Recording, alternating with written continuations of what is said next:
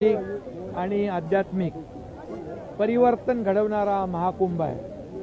हा महाकुंभ एक अद्भुत आहे। आज इथं खरं म्हणजे 144 वर्षानंतर हा महाकुंभ होतो आहे आणि अशा महाकुंभामध्ये मनुष्य जीवनामध्ये स्नान एकदा तरी झालं पाहिजे। मनुष्य जीवन बार बार येत नाही, मिळत नाही आणि असं लोकांचं म्हणणं आहे की यामध्ये स्नान केल्यानंतर जीवन सार्थकी लागतं आणि म्हणून 144 वर्षानंतर हा महाकुंभ होतोय। 60 कोटी लोक इथं येऊन गेले याचा अर्थ काय?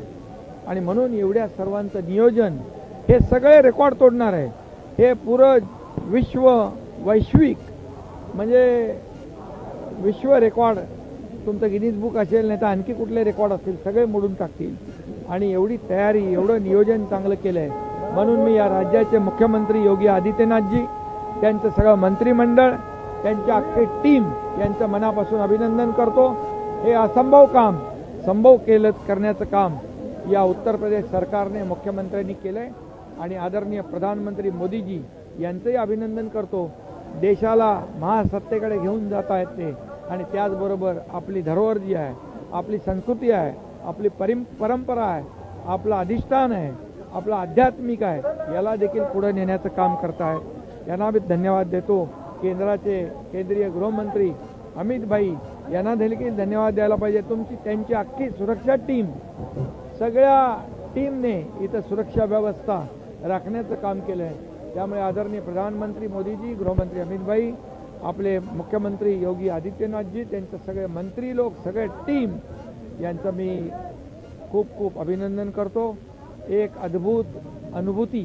आता 60 कोटी लोक आपल्या आपल्या भागामध्ये गंगाजल घेऊन जातील आणि सर्वांना देतील म्हणजे पूर्ण देशभर या महाकुंभाचं जी प्रेरणा आहे, ऊर्जा आहे ती प्रत्येकाला मिळेल।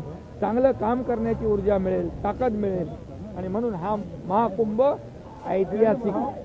काय मागितलं महाराष्ट्रासाठी गंगा मैयाकडे काय मागायला लागत नाही।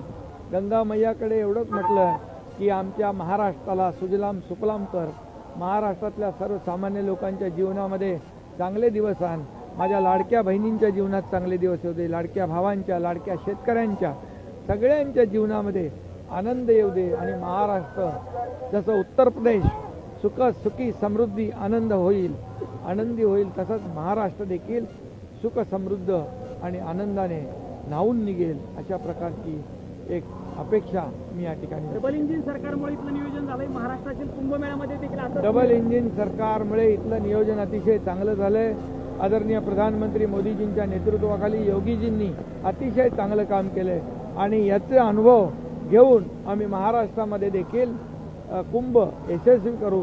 तिथे देखील कोट्यावधी लोक येतील, त्यांची देखील गैरसोय होणार नाही यासाठी आमचं काम सुरू झालेलं आहे। मी इथल्या टीमला सूचना दिली होत्या, महाराष्ट्राच्या टीमला इथं पाणी महाराष्ट्राची टीम जी आहे अधिकारी, मी मुख्यमंत्री योगीजींशी स्वतः बोललो, ते म्हणाले त्या टीमला पाठवा। ती टीम इथे आली, त्यांनी इथलं नियोजन